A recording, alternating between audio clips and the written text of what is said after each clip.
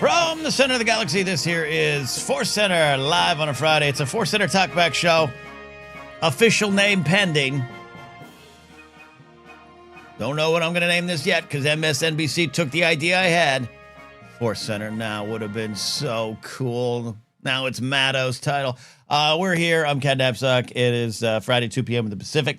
Joseph Scrimshaw will be here shortly. We're excited to have Joseph on the show. It sounds like he's a guest. He's not. He's Joseph Scrimshaw, ForceCenter, but he's been so wonderfully busy. We want to celebrate the creation of art, but he's been very busy with the business of filmmaking, and his film Dead Media has its world premiere in Minneapolis on October 20th. You can get tickets. He'll give you the links for that when he gets here, or you can go to his website, josephscrimshaw.com. But we're excited to have him pop in here for this stream, a little hour of power here today on a Friday. I had a lot of fun doing this last week. We'll do it again. We're going to take your calls if you're a Patreon supporter at patreon.com/CatNapsuck.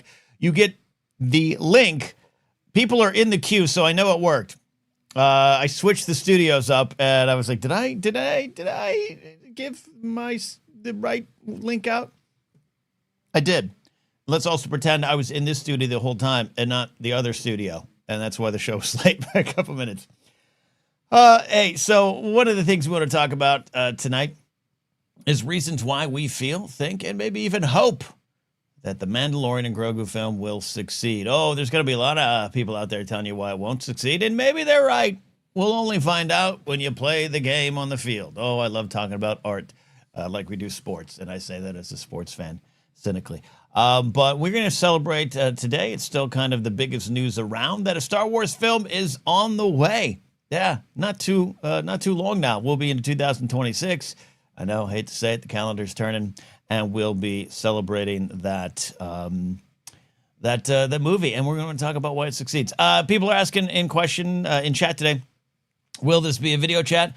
I liked it. I did not plan for it last week. I have the call, the proper call thing up. So if you don't want to be on camera, you can just kind of blank out your camera, and I'll take your audio, and that's how that'll be my cue in the queue to know that you don't want to be on camera. But if you want to be on camera, I want to see your faces. I thought it was visually different last week. I thought it was a lot of fun.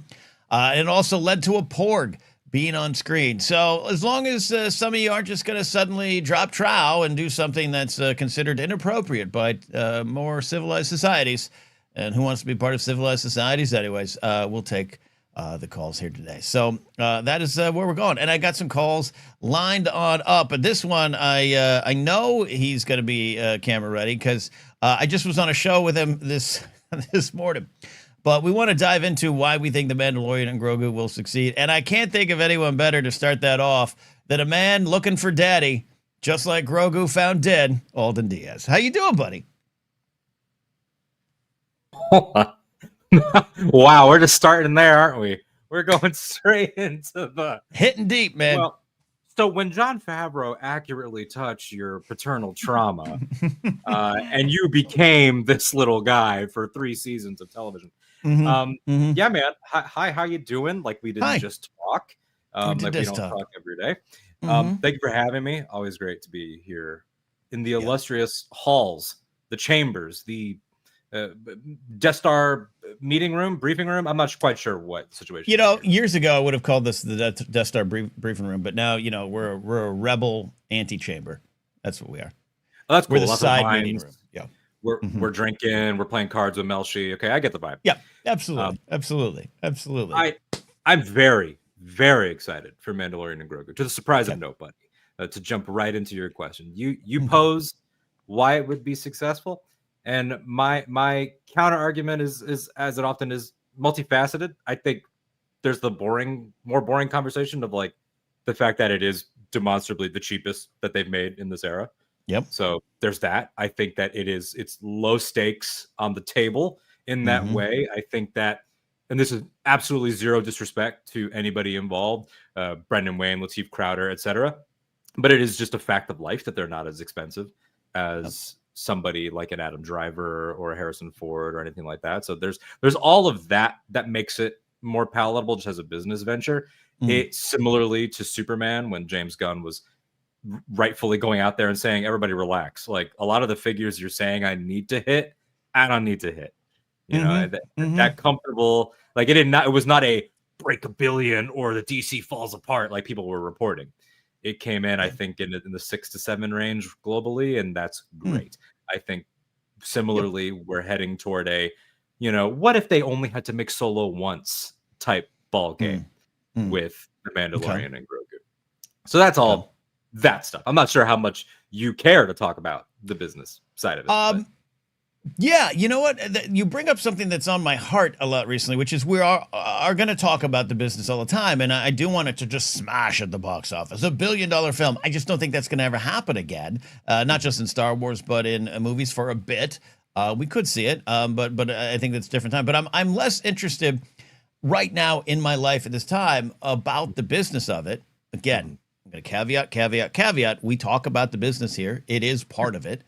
It is, as much as I love Solo because of the reshoots, because of everything, because of Uncle Bob putting it out 3 weeks before Avengers and you couldn't put end caps at Target, it didn't do as well. That's a reality, and I understand that.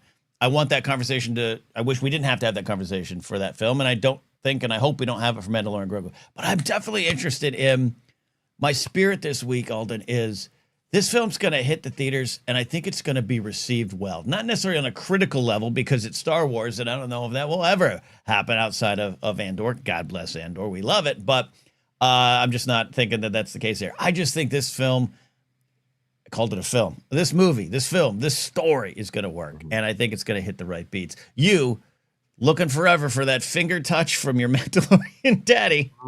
What's it going to work? How's it going to work?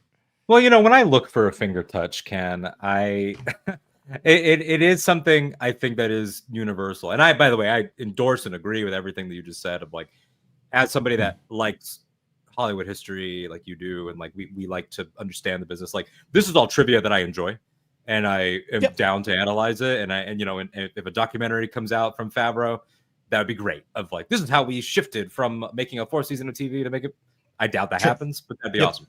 But emotionally, the stuff that we gather on the campfire for, I think, and I'm in agreement with you, I do think it will be received well because I think this is the right time. I know, of course, there's a cynical, I don't want to say cynical, because sometimes it's not. Sometimes it's understandable. But there's an element of the discussion that comes from us as hardcores. I use that term in a general sense. Apply it however you want. Wherever your line is on that, it's kind of like glove shit. What does it mean? No one knows. But the feeling that some people have of like, well, I just told a story with them and it felt like it was over and everything. Whatever you bring to this, that's valid, and I get that, and that's great. What I'm choosing to focus on and what I think people will maybe find in a similar way to Superman, even though that's different, or even Fantastic Four, whatever it is that we did tell a story with them. And I do like that the book was kind of closed, but also there was so much new in that it doesn't get a lot of credit for. I think that is going to be great for the feature film, for the motion picture, if you will. And I think that some of that is the fact that, first of all, we did a 3-season show where they brushed up against the growth of a father-son relationship, but that the actual adoption doesn't happen until the end of 3. The actual, you are father and son now. Now you have a task. Now you have a responsibility to him as your mentor did for you. All that stuff that comes of the actual solidification of their clan, of Din Grogu. Grogu, only been named for part of one episode. We haven't spent time with him as that. With the, moving outside of their sphere into the galactic sphere, there's a very, obviously it won't tonally be like this, but there's a very like, hell yeah, dudes rock, let's kick some ass sort of element to the new job that they get via Carson of like, there's still evil out there. We need to mop it up. We need to actually go get them. I think there's something that meets the moment in that way too, that a pulpy sort of more heightened thing, it might not get the credit of a Gorman massacre for many reasons artistically. Understandable. But the idea that the New Republic has to reckon with that and doesn't is so important for the sequels, that Din being our man that did try, even if Din fails, which I don't think he will. But like, let's say Din fails and everything. It's like that's part of the story of the Republic to center him.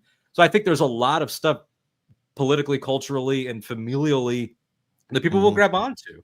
These are characters that I think sometimes, because we've been blessed with so much Star Wars, Din and Grogu and that sphere get put into the box of like, yeah, I've been there, done that. But like, they're significantly younger characters than Cassian Andor. They're younger characters than a lot of characters. They're still pretty new. And there's a lot of people that only know them visually that didn't experience the show that will be going in for the first time, and they'll see the story of two beings that are not the same race choosing each other, that belong to a collectivist creed, that belong to a faith that is not based in, well, it has been based in different dogmas, but part of where we got at the end of 3 was Bo-Katan. She walks between both worlds. I think it's a very, like, right now there's, you know, similar to Superman, these Pollyanna notions that like we can be our better angels. Like that's all over this. So that's my opening thing. That's the opening? Okay, cool. I'll strap in for an hour. By the way, are we delayed on this broadcast like we were at any time? I don't think we are. It seems like we're not, and it's really pissing me off. Okay, here we go. Let's do the snap test. Let's do the snap test. Oh, that's For anyone who watches Anytime with Ken and Alden, our 30-second live from Baghdad delay has been killing our show for 2 weeks. We are being silenced. No, silenced. We'll save it for over there. I love the big theme. The big takeaway is we are our better angels. We can be our better angels. These are two characters to do it. I absolutely like that idea. I don't know. I'm tempering my expectations on how deep this film's going to get into Grogu, Kelleran Beck, all these things that I've wanted. I'm just making sure that I keep myself in check, because I still think it's going to be pretty pulse-pounding action for a Saturday morning cereal. But I also think that's going to be part of its success, because I just rewatched Superman this week. The film moves me. The film is simple and direct in its messaging, and I think that, to use the very film journalist phrase here, that is very of our time. We need that now. And I think that's good. Yeah, I think we do too. And I don't want to take away from anybody's reactions to the trailer, especially because, it's an understatement to say that it came out during a fraught moment, I think, for that company.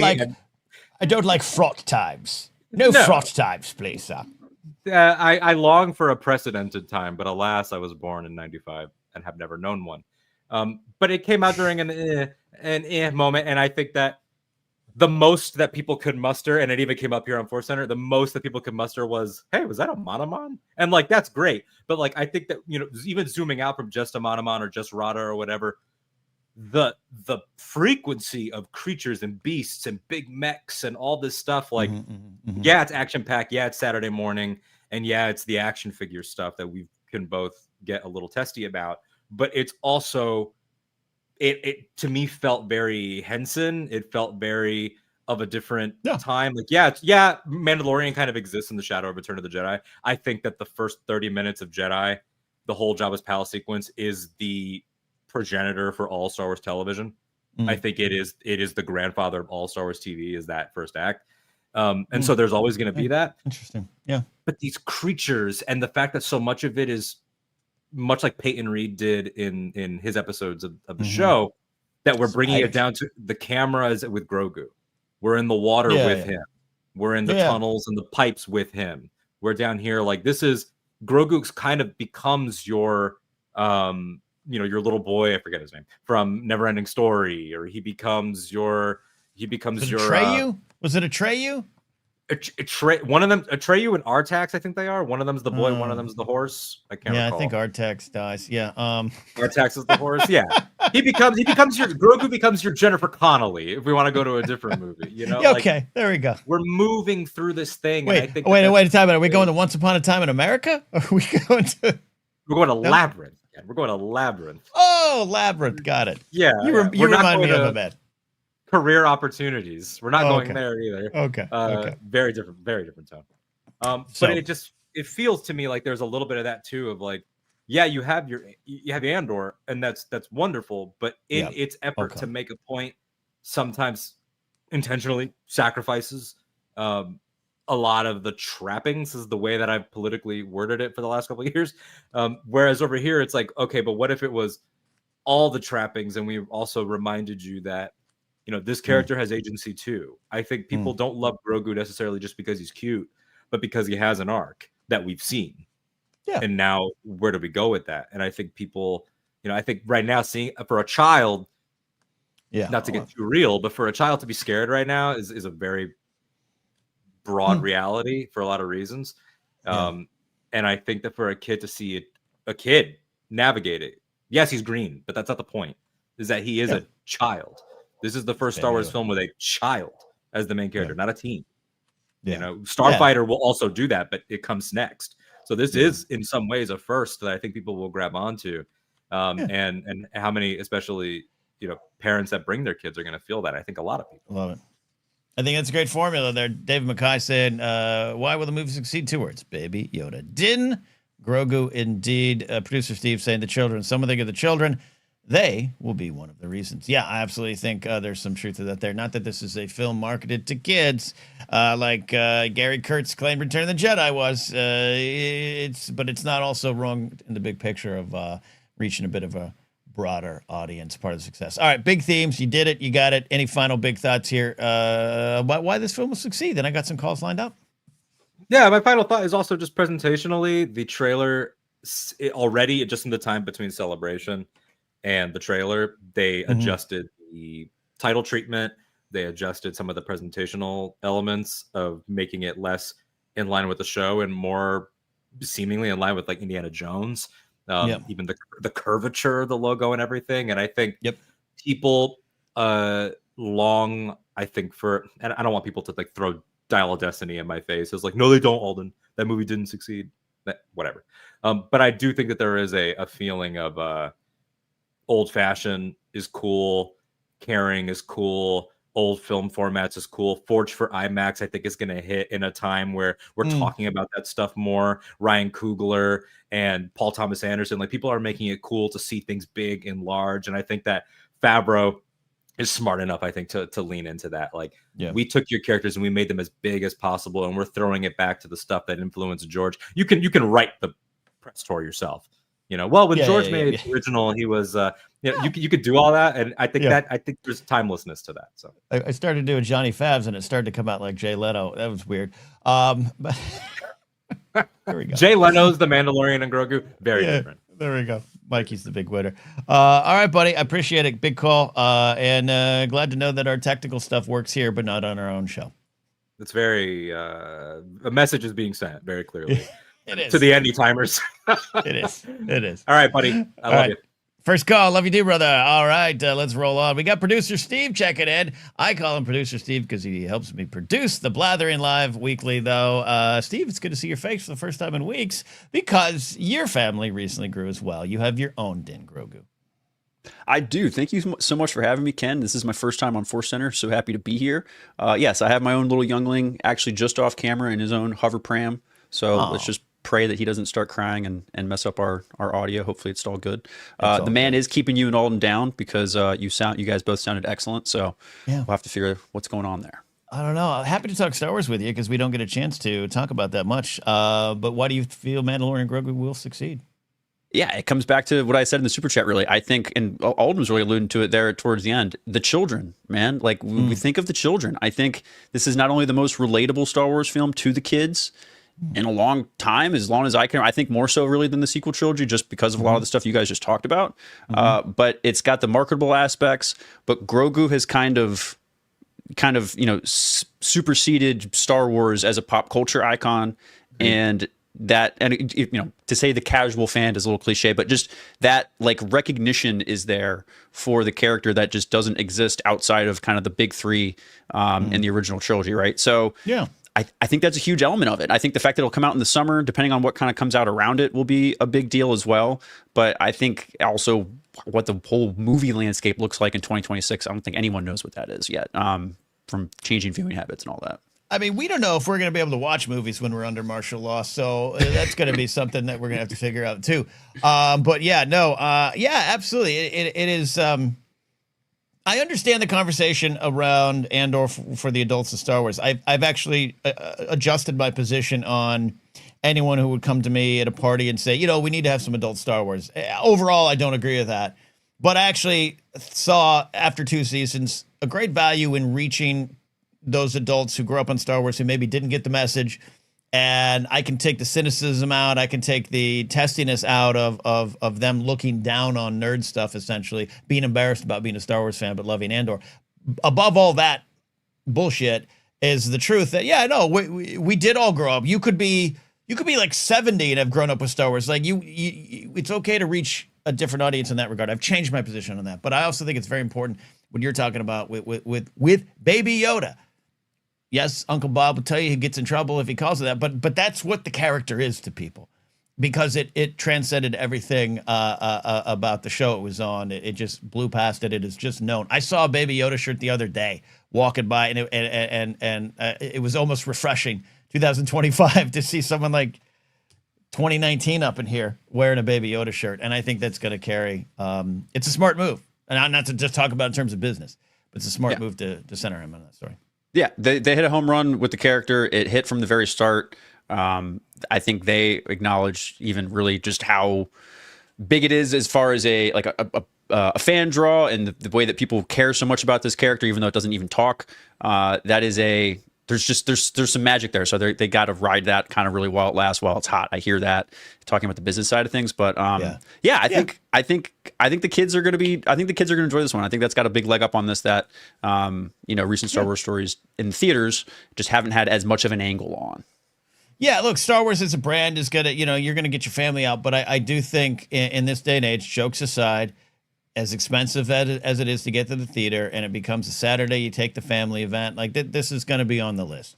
This is going to be on the list of films that you can take your kids to, take your family to, and you're going to see big groups of kids, I think, going. Which means I don't necessarily want to be in the theater. I might be up in the back. Damn kids with their love of Star Wars. There you go. Dan over the food in my beard says, Ken has an excellent bullshit delivery. It's because I don't want to swear. And then when I start swearing, my Brooklyn accent comes out, and I've never, ever, ever lived in Brooklyn. So, Steve, I appreciate it, buddy. Thank you for calling me on a very tough day. Sports day in Philly yesterday was tough for you. And I know you probably are emotionally broken, but I'm glad to have you here. I am emotionally broken. It's going to be okay. I had actually had a question to leave you on, and I'll hang up and listen. And then you can also, sure. I wanted to throw this to both you and Joseph, but this is a sports-centric Star Wars question for you guys. Perfect. Are you ready? So here we go. Mm-hmm. Ken, you have just woken up, and you are 21 years old and force sensitive. Okay? Mm-hmm. Now, in order to keep your dashing young good looks and force sensitivity, you must play a professional sport for 10 years. So until you're 31 years old in this new body. Right. The fact, though, is I want you to tell me what sport you're going to play. But the catch is no one can ever find out you are force sensitive. Okay, so you have to keep it a secret for 10 years. What sport are you playing? And then bonus question, after your inevitable epic 10-year career, Ken, are you morally eligible for that sports Hall of Fame? Yeah, okay. The answer is golf. As much as I'm a baseball fan, as much as I used to want to be an NFL kicker but couldn't kick past 29 yards, it's golf, because I think that's the one, being most force sensitive. You're tied to the nature of the sport. And I know, a lot of people don't think golf courses should exist. I understand that, but you're tied to the nature. You're tied to the grass, the hills, the wind. You're feeling it. You're like a Jedi from the High Republic era, where you're seeing and feeling the force in different ways. And then, I don't have Secret Service around me to kind of throw balls onto the green if I miss. But if I'm close to the cup and you do a little Qui-Gon flip the chance cube, you're winning too. Do I belong in the Hall of Fame, the PGA Hall of Fame? Because I'm not going to play in live golf. Yeah, because I'm using my force for good. Okay, so we're not equating force powers with steroids. Good to know. But I think golf is a great play there, because you can play it as honestly as you want, and then if you have like a 20-foot putt for birdie you really need to make, just get it close, and then just kind of ask the big guy to tap it in for you, like in the cup at the end there, right? So that's a good one. That was one I was thinking of. The one I was going to go with, Ken, was actually I was going to live your dream and be an NFL kicker, and just never ever miss. NFL kickers don't get tackled in practice. You only have one job. You practice one thing. I can miss in practice so that people don't find me out, but then I will be on the cover of People magazine, Ken, by like season 4 if I just start my kicking career. This dude hasn't missed in 4 years. As long as you're not out there bombing like 70-yard kicks and making it that unbelievable, I would be a star in the NFL as a kicker. But by that logic, we have some force-using kickers right now because the new kicking balls have changed the game. But we'll take that over to the Blathering Live when we talk sports this week. Appreciate it, Producer Steve. Appreciate it. Thank you so much, Ken. Take care, everyone. All right. More reasons why the Mandalorian and Grogu will succeed. We got a lot of calls lined up. Again, for those checking in here, Joseph will be here in a few moments. I'm just making sure I'm not ignoring him, but he has his own power to bring himself into the show. And if you're calling in and do not want to be on the screen, you just need to disable your camera. If you're calling in and I look in the queue and I see your wonderful face, that means you are giving consent to be on camera. Did that sound legally binding enough? I think so. There you go. Matthew saying, may the 4 be with you, Kit. Look, Matthew, that's close to wordplay. It's close to wordplay, but I'm going to accept it here. Brian Ward saying, so Anakin could be in the pod racing Hall of Fame. Yeah, I think so. I think so. You know, he's not taking anything that would be considered illegal. He's not disclosing. And look, Anakin at that point doesn't know he has the Force. So he's just kind of feeling it. He's connected to the cosmic and living Force, maybe. You know, he's not. Yeah, he counts, Brian. He counts. All right. Thank you to Alden. Thank you, Producer Steve, for calling in here. Having fun with this one here. Let's go to an actual real professor. That's right. Over on my show, The Blathering, which I hope some of you in the Force Center land want to come on over and check out the show. We're live Monday, Thursdays, and Saturdays. We do this kind of stuff, live call-ins and all the good stuff. Except for there, I don't let the faces on because I just want you all to be comfortable. But we got a face tonight. We got a real professor. She's our resident professor of smart things and a longtime Force Center listener, Dr. Addie. How are you doing? Good to see you today. It's good to see you too, Ken. It's Friday of a 3-day weekend, so I am doing fantastic. No one's learning anything? All the educators are taking the weekend off? No one's going to learn anything for 3 days, or they're going to learn some really bad things. You know, you deserve the time off. You deserve the time off. Good to have you here talking Star Wars. Actually, first heard your voice when you'd leave some wonderful questions and comments for Game of Thrones and Castle Talks. I know you love to talk about this stuff on a deep level like the rest of us. But what is some of the reasons you think Mandalorian and Grogu will succeed? I really just have 2, and I'm going to start with piggybacking off of what Steve said. My niece, who is 5, has never seen a Star Wars. Her parents are not Star Wars people. It is Aunt Addie's job to make her a Star Wars person. But she knows who Baby Yoda is. Right. Yeah. It's Baby Yoda just exists. Yeah. He's out there. Yeah. He's out there. He's playground information. When I visited her this summer, not knowing that I was a Star Wars person, she made me a Baby Yoda bracelet with this like jewelry kit she had that had this Baby Yoda pendant in it. Like they know who Baby Yoda is, even though they have absolutely no idea what Star Wars is. And so you're going to get the families going to see this with no context whatsoever. Yeah, and I do think we're focusing on the kids here. I think correctly, Steve, in chat brought it up in his call. Alden, David McKay with his super chat comment too. But yeah, you're also speaking to the adults, where we can't. And I guess this is all kind of, you could angle this towards box office, and I'm trying really hard not to just look at it in those terms.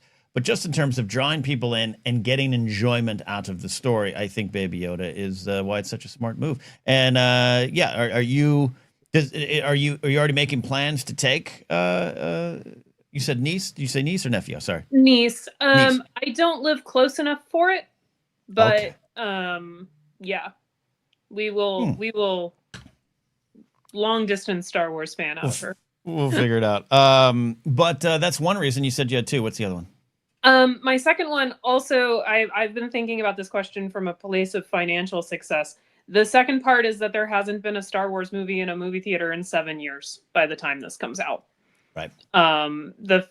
This is it. It's going to be one of those, I have to go see this in a movie theater type experiences. Since the pandemic, I have, and I know a lot of people have become like very choosy about, I don't need to see that one in a movie theater. It'll be on streaming in 6 weeks. Yeah. It'll be fine. Yeah. This one, you got to see it in a movie theater. It was forged for IMAX. You got to go see it on the big screen. No matter how big your TV is, no matter how good your sound system is, it will be better in the theater. All of that jazz. And don't want spoilers. Like, I don't know what major plot points this movie is going to have, since they need to make a movie that appeals to people who have never watched The Mandalorian. But like, I don't want to find, I'm going to be there on opening day because I don't want to find out the plot of The Mandalorian and Grogu on social media. Right. It's the same reason I see Marvel movies opening weekend. I don't want to find out the plot on social media. Is that also the same reason you buy Taylor Swift albums at the stroke of midnight when they're released? I bought that album at 6 a.m., Ken. I'm not crazy. Oh, well, I like my sleep. That's smart. That's smart. No, I think you're absolutely right. I don't think it was super intentional from Lucasfilm. Of course, I wish they had a movie out sooner, and we know all the documented or rumored problems. I won't even call them documented because we don't know all the truths. But at the end of the day, May 2026 is, like you said, 7 years after Rise of Skywalker, and I think that's going to create some hunger. It's not going to quite be 2015 from 2005. That's a once in a Star Wars fan's lifetime, the return of Star Wars with The Force Awakens. But I think it's going to get a boost just because of that too. Whether it holds up beyond that, that's maybe part of the conversation, but I think it will. I also just think, like, to Alden's point, like, it's going to be a good time. And right now, we could all just use a good time. Like, that trailer just looks like a good time. I don't give two craps what the plot of this movie is. It looks like a good time. Yeah.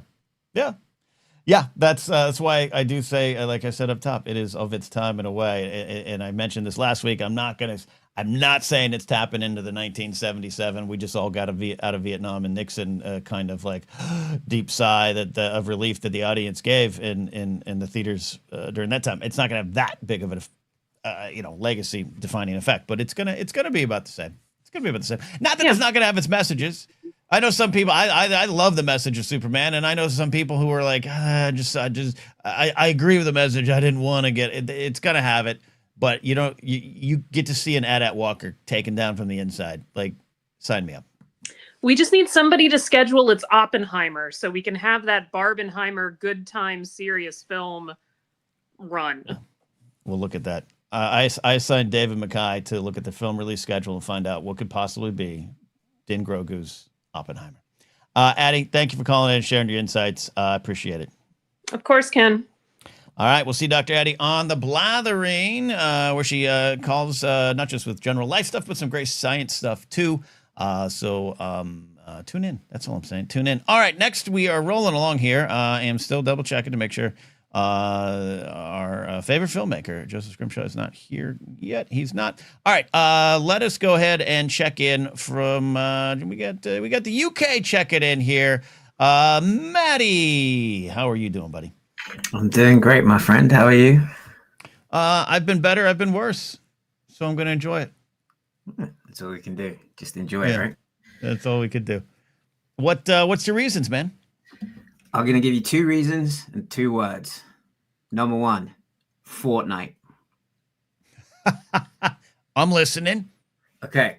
If we think about all the Star Wars projects that have come out, let's say since The Mandalorian. Okay. When have any of them actually been, and this is talking about the marketing again, I guess, like directly marketed at the youth? Outside of the Rise of Skywalker Palpatine speech in Fortnite, which I neither agree or disagree with. It just happened. It was a thing. You talking about recruiting Gen Alpha? I'm following, but explain more. Like, we're gonna have Grogu in Fortnite. We're gonna have different skins. Basically, what I'm saying is, like, Fortnite is the big example of they're gonna target the marketing solely at bringing in the youths. Because the thing that I've had a conversation with some people about is, is Star Wars being directed at pulling in the younger audience anymore?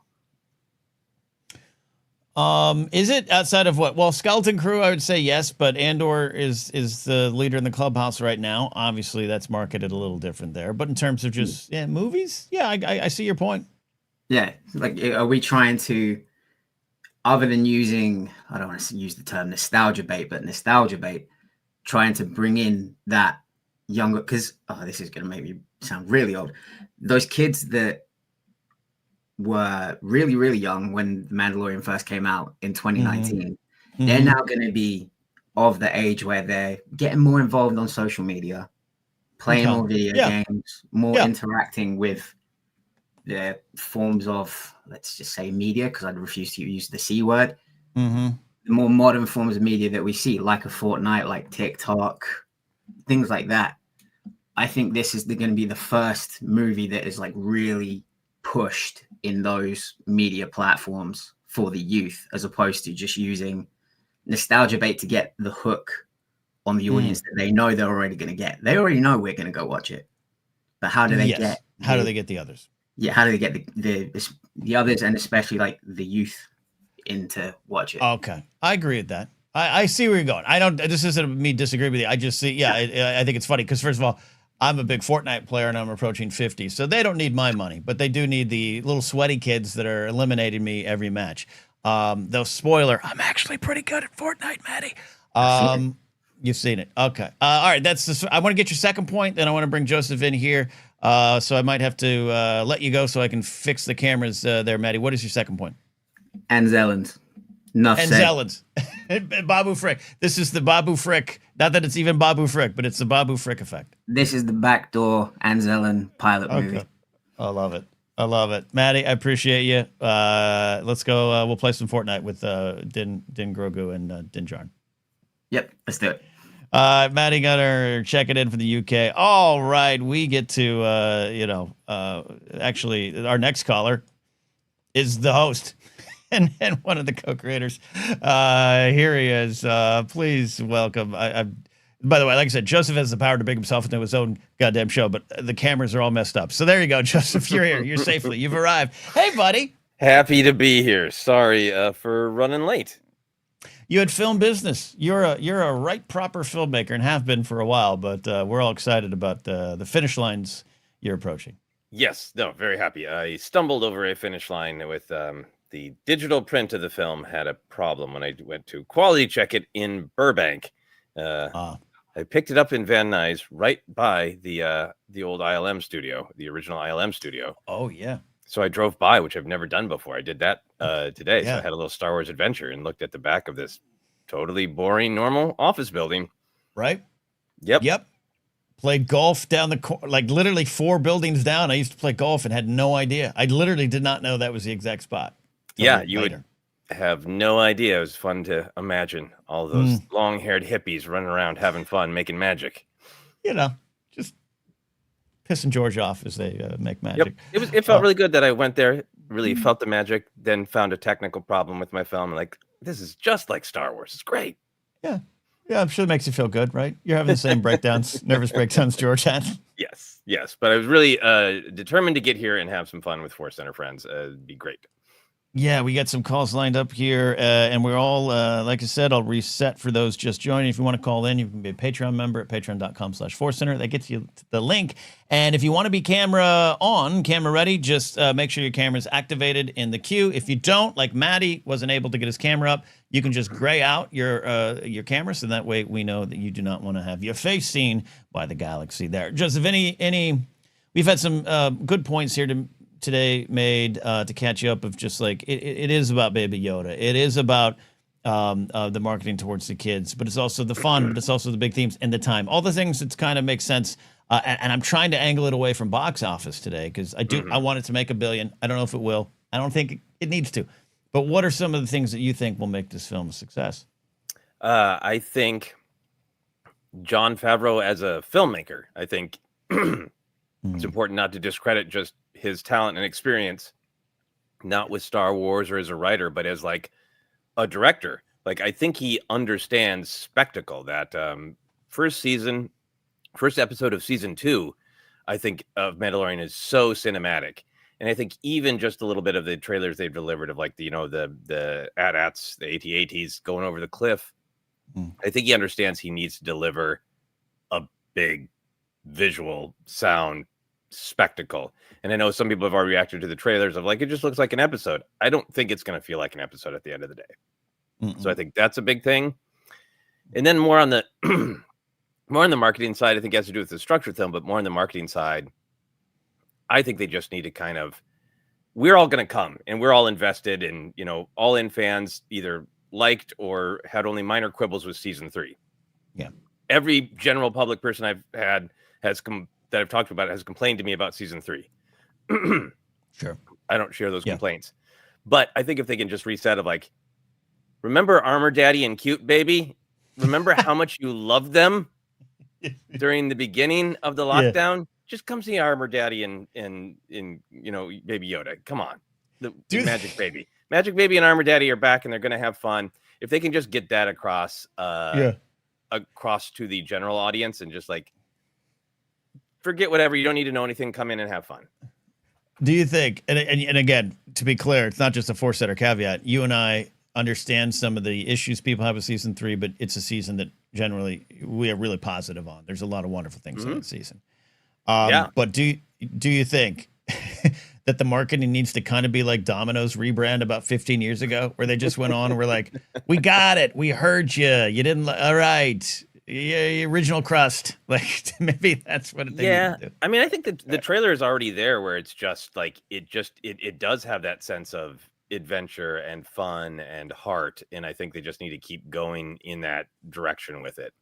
Yeah. We talked a little bit on our last show of like, who knows? Maybe half the cast of the Mandoverse will show up. Maybe Boba Fett and Bo-Katan and Fennec are all in it or whatever, but not leading with them in the marketing, I think, is smart to just bring it back. And as they start to reveal the story, total speculation on my part and several other people's part that we're going to follow up on the thread of Grogu needs to face his past.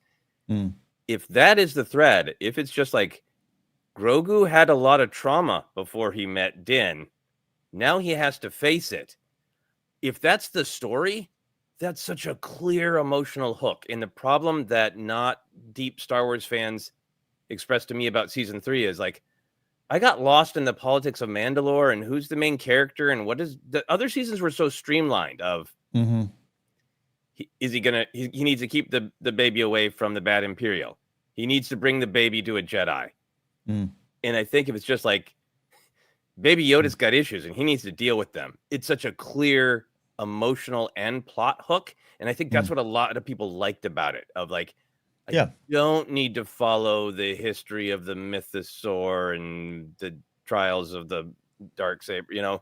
It was just such a clear emotional hook in those first 2 seasons. And I think if they lean into that, it'll go big. And according to Maddie Gunner, they're going to do that on Fortnite. I'm teasing Maddie. I actually think you're right. All right, let's get some calls in here. We got a lot queued up. I love this. Jedi James, Robert, Jared, the TIE pilot, and Eli. Let's bring Jedi James in here to the show. Jedi James, nice tie, buddy. Are you working? Oh, you're muted. Oh, yeah, you got to unmute yourself. My apologies. There you go. No, I have a wedding I got to go to soon. So, busy day. We don't mean to keep you. No worries. Thanks for letting me come on right now. Very much. I've been trying to call into ForceCenter for so long, and life is getting in the way. So, happy to be here today. Thanks for having me on. We're happy that you've delayed a wedding of someone you care about to call into ForceCenter. No. I have to wait for my sister, too. So, okay. What do you think? What are some of the keys to this film's success? It's echoed by several other people, so I kind of slightly repeating here, but I have to say it because I've heard this been said many times in that, look, I love the Acolyte. I thought the Acolyte was wonderful. I love Andor. They're very dark things. They have a lot of grown-up, dark, mature themes to them. And I think this is going to be really great because it's fun. It's whimsical. It's fantasy. It's the big, wonderful critters and Grogu crawling through the pipe drains and Din wrestling a giant Dedrick piece in real life, which I never thought I would see when I watched A New Hope all those years ago. And I am excited for that fun and that whimsical and just getting back to the roots of it. Because again, I love the super dark grown up stuff we've had. But I love getting back to what Star Wars' roots has always been, and just how did somebody say it? But just it's still going to have theme. It's still going to have depth. I just posted about that a moment in season 3 when Grogu separates Paz and Axe, and like, no. Right. Like, don't let the cycles of violence keep going. And it melts me to tears every time. But I think it's going to be deep, but I think it's going to be fun and wonderful. And I bet that's going to be a success. And not for nothing, everyone talks about how, oh, is this big enough for a movie? Maybe it's okay to just say it doesn't have to be a Death Star blowing up every time. Mm-hmm. It can just be a fun adventure with characters dealing with their emotional trauma, which is that fun? Maybe not, but it'll be fun. It will. No, excellent points there. About the need for fun, which we never think that undercuts the power of it. But Joseph, we all showed up to this franchise because of fun first, in general, right? There might be someone out there who's like, I really loved it when Anakin burned on the beach because that felt like me. Like, so relatable. Yeah. I have light skin. I burn on the beach too. Not the same way. I think it's a great point. That I think the more fun, I think the more people come in, and then you'll get some people sort of complaining because the constant conflict with Star Wars of when it's too fun, then people get grumpy that it should be deadly serious and should be all Sith with lightsabers, and like, so be it. I think this concept at its heart is somebody who is a violent badass who is learning to expand himself and use his skills in different ways. And that's what this film is in terms of plot of like, hey, I got to teach my son how to make his way in the world. Or like, bounty hunting's fine, but why don't you take money from these good people to fight these awful fascists? There's heart in the fun. Heart in the fun, indeed. James, that's great. Any other final points? I do not want to keep you from a wedding, but appreciate what you're saying. Anything? No worries. And by the way, you asked me if I was at work. No, I specifically took a job where I don't have to wear a tie at work. God bless you, sir. God bless you. That's the way to do it. Yes, dress like this. But no, final points is I'm excited for the film. I saw the trailer, waited for a while to talk about it because of everything that was going on. I actually thank ForceCenter for educating me on several things during that time. It was very important time, but I'm just excited. I get to see Grogu. I get to see Din. That's amazing. Give me it. Give me it, dude. This awesome. is the way. This is the way, indeed. Love it. Thanks, James. Have fun at the wedding. Dance for me, okay? Oh, dance. I will. Dance to some Chapel Roan like tomorrow doesn't matter. Love it. All right. Club. You got it. Jedi James, check it in. Thank you so much. Thank you. Fun.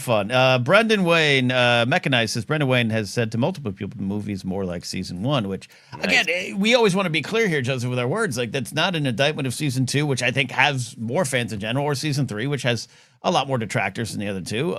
But that's the show allowed for that by kind of going, hey, these 3 seasons have kind of wrapped up, and now we get to go explore something else, which might feel a little retro in a way. I think it's going to work. Yeah, no, I think it's a normal arc of like, hey, we want to introduce all these ideas and we want to expand. And it was a little like, I think for John and Dave and all the people involved creatively of like, oh, we all thought you'd want to expand with us. And several of you like, nope, we did not want to expand. It's like, have you ever been on stage and you're telling a joke and then you just go one step too far and you're like, oh, you all did not want to follow me on the journey. I got you. You guys aren't with me. Yeah. I've been rewatching the, I was just in the mood to watch the first Matrix film, and then it's like I really want to watch the next ones, and lots of people have strong opinions about those. But it felt very much like George and the prequels too, of like, well, I have these ideas, we've watched them, and now I want to take these ideas in a new direction or add even more to them. And it just happens often where people are like, nope, not ready for that, don't want it. And I think that was a little bit of season 3 of Mandalorian, and in my opinion, I agree. But hey, it gave us some wonderful things that we could still talk about. We got calls from Robert, Jared the TIE Pilot, Eli, Cameron queued up as well.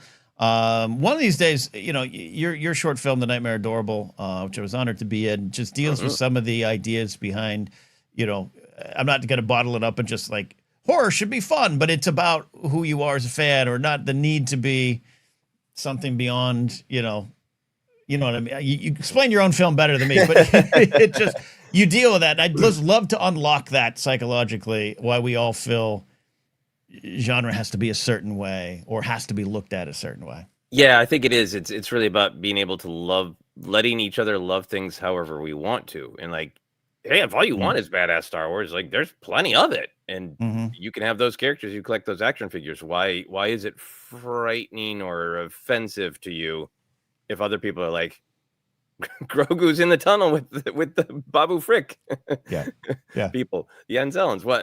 Why is that? Just like, we've talked about our age difference, and you were just a little bit younger than me, so the Ewoks were gold, and people a couple of years older than you were injured by the Ewoks. Something in our psyche was attacked by the cuteness, and like, okay, well, I grew up and I understood that and moved on, but like, people are still attacked in their psyche by something cute and silly and fun. Why? Yeah. Smash cut to Denis Villeneuve going, I am injured. I'm injured by the Ewoks. I'm injured. Oh, we don't want Denny to catch some stress. All right, let's take another call here. We got some video calls lined up again for those if you're calling in here. Well, maybe about another 10, 15 minutes. We'll get through all the calls. If you don't want your camera on, disable it, and that means we know we'll take the audio there. So let's dive in. Robert calling into the show. Robert, how you doing, buddy? Hey, I'm doing well. About to enjoy a week off from work with my wife, celebrating her 4-year wedding anniversary. So that should be fun. Congrats. Yeah, glad to be here. Thank you. Yeah, thank you.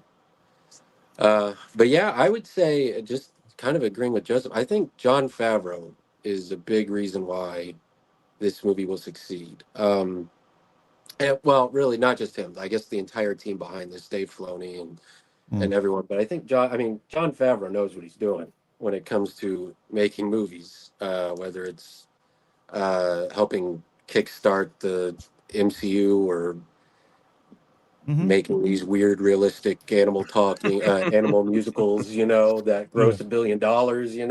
He knows what he's doing.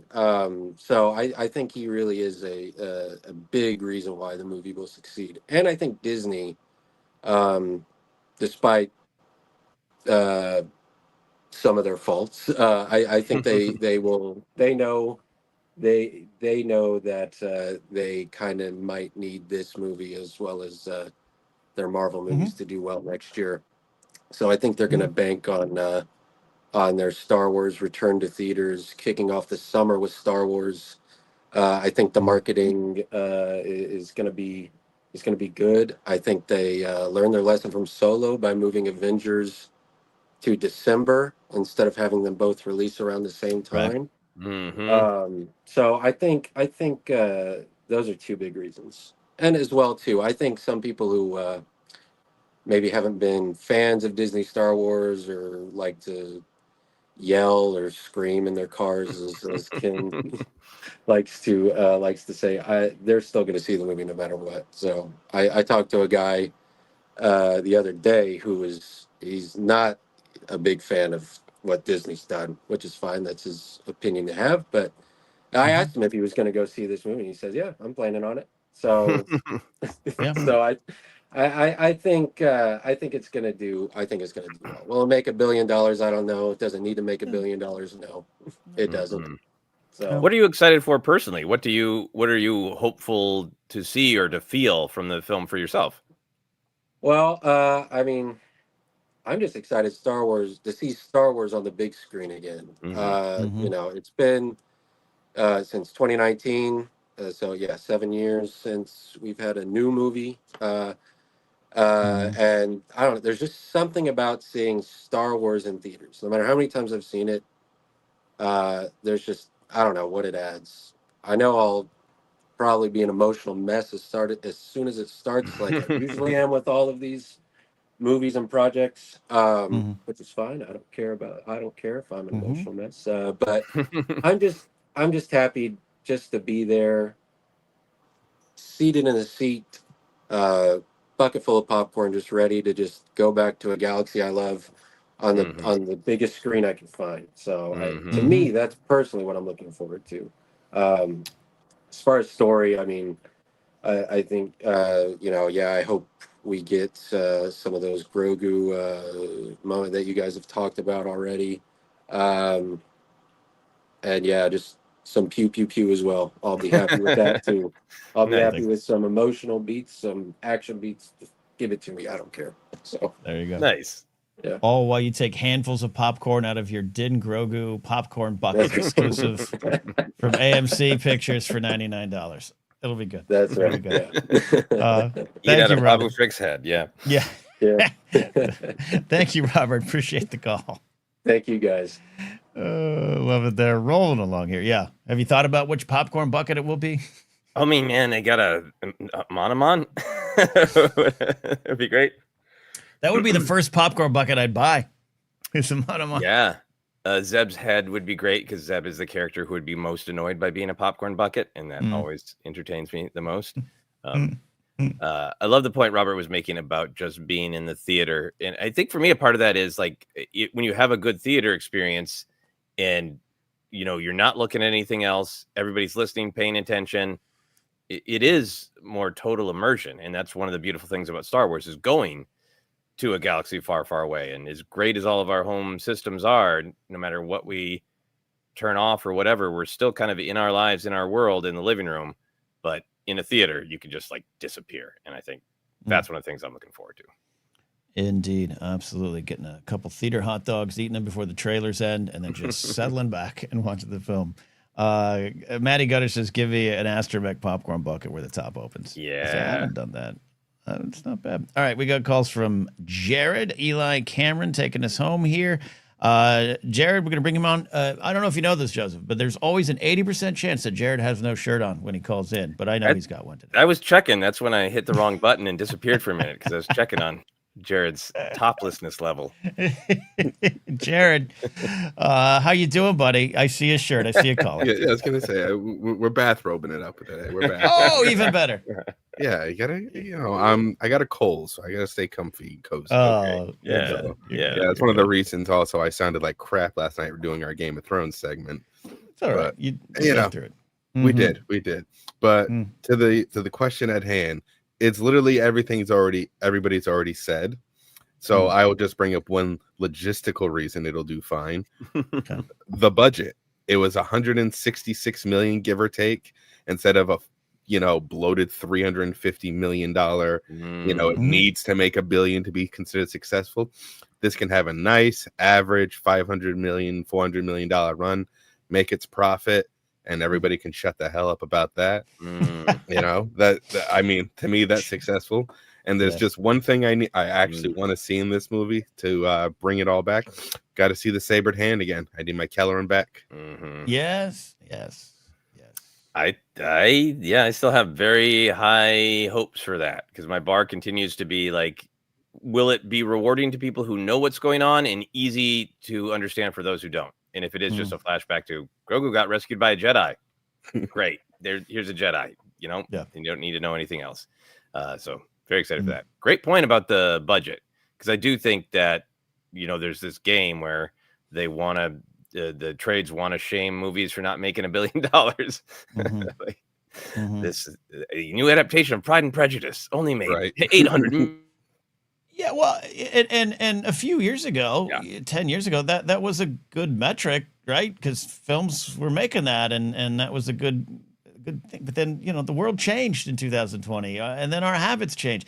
People don't listen to podcasts the same way anymore. People don't listen to music the same way anymore from 2020 on. And clearly, with what's going on out in the world, and with Hollywood itself going to be under tariffs if you make your film outside of these great lower 48,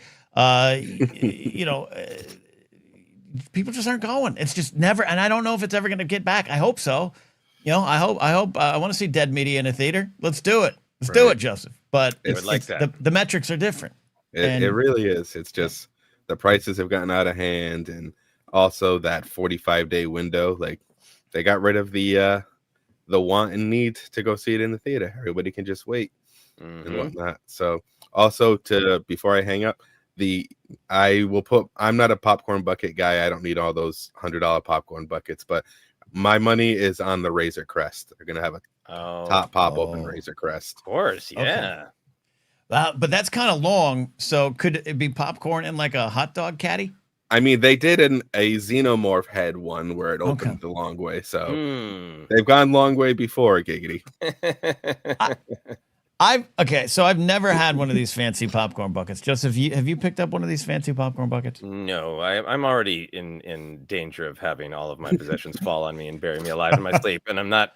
Look, if I'm gonna be suffocated, it's gonna be by action figures, not popcorn buckets. I want to know, Jared, have you had some? What the logistics of it? Like how deep is the popcorn go? What's the volume like? I don't do AMCs that much because I've got a smaller theater chain around me that I like to go to that's a lot cheaper called Picture Show. But I don't understand how or why these special popcorn buckets became a thing and stayed popular. I'm just like, when did the Cabbage Patch Kids of the movie theater show up? But it could be working. I think it's because of what you're talking about with that 45-day window of, I think, like fans who want going to the movie to feel like an event again are looking for ways to make it feel that way again. And that sort of exclusivity kind of comes with some of those popcorn buckets of, can you get one? Which is it going to be weird enough? Like it's a part of the experience of going to the theater. You're not, I mean, I'm sure they'd sell you a weird alien bucket at home, but right now that's a movie theater thing. Popcorn out of a character's head from the movie. Right. Only in theaters. But no, it's gonna do just fine. I mean, like I said, everything everybody says. You got Grogu swimming within Zellens. Sold. Yeah, it's good formula. Gold. All right, you guys stay safe. Let's keep it going. Thank you, Jared. Thanks, man. Jared the Time Pilot. Check out his band, Concept of a Plan. Even though they all wear cargo shorts in the promotional pictures, I kid Jared, I don't. All right, Eli calling in here. Let's get through some calls so we can go back to making films. Eli, you're there. Oh, I thought we were looking. Oh, we are looking at a nice snowy surface there with some ice spiders. It's the one from The Passenger. Yes. Yeah, I was looking for like a good Mandalorian background thing, and I decided to do this. Yeah, no, I agree with a lot of what folks have been saying. But one of my big things is both kind of a two-part thing. Both the action in The Mandalorian, which was widely praised, and like also just generally like the idea of this cultural phenomenon with specifically seasons 1 and season 2. And I understand people had mixed thoughts about season 3. I know all of you are more positive around it, but I understand. But even with that, I think it's underestimated now because of all the other Star Wars shows that have come out and all that kind of stuff. But like the hype around seasons 1 and 2 of The Mandalorian was unreal. Like it was film level. It was there's a clip friends of this show and of mine, Scotty and Jerry have on the Bombad cast of this guy, I don't even know who it is, talking about how much he loves The Mandalorian and displaying season 1, I believe it was, on his TV, and he was like, this might even be even better than the movies. Like this was a obviously because of the Grogu stuff, but also just because of the like tone and stuff of the show. Yeah. Was beloved seasons 1 and 2. And I think that this has a real chance of bringing that hype and this fervor back. Yeah. I agree with that. First of all, Eli, please do not suggest that Scotty and Jerry are my friends. Okay.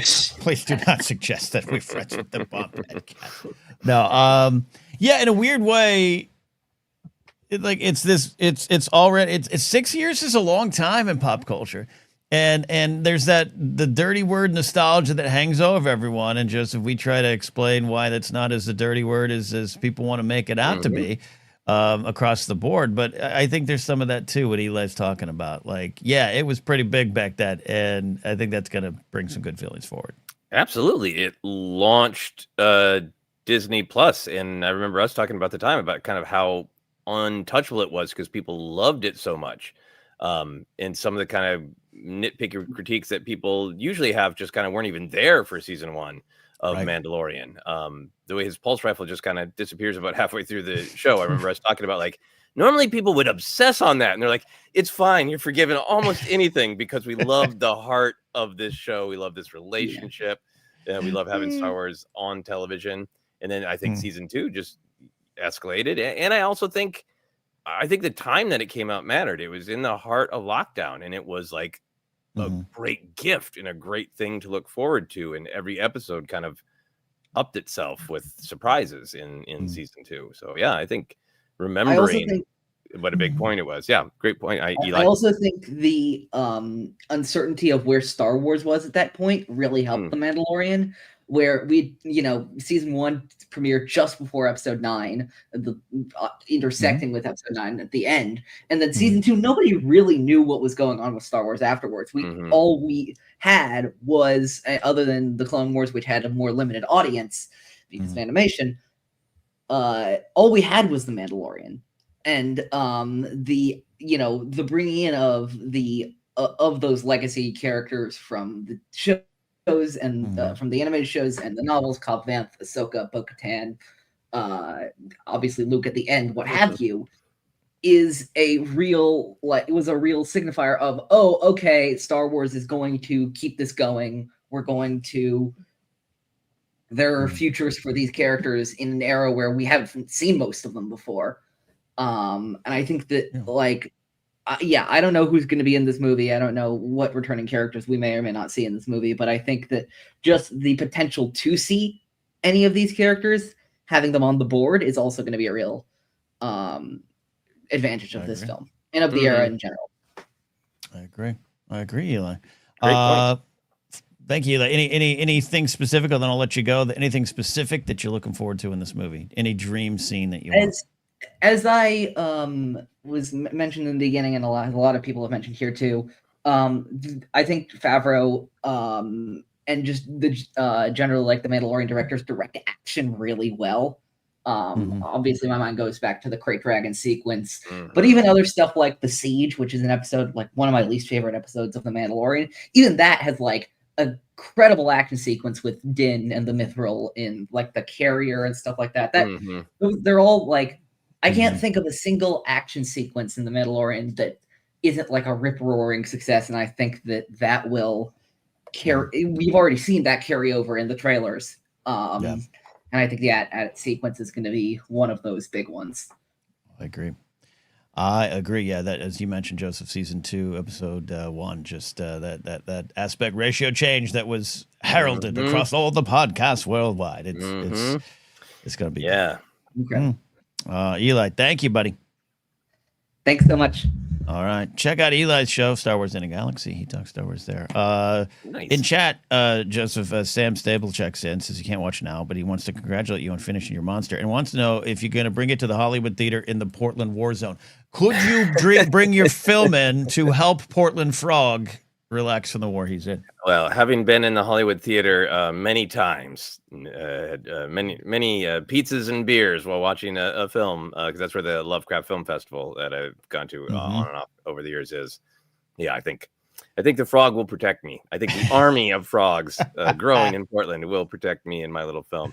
Yeah, I really the premiere in Minneapolis is just sort of like a celebration of finishing the film, and then we're going to try to sell it, and we're going to try to bring it to other places. And yeah, definitely Portland, and definitely I love the Hollywood Theater. It's so beautiful.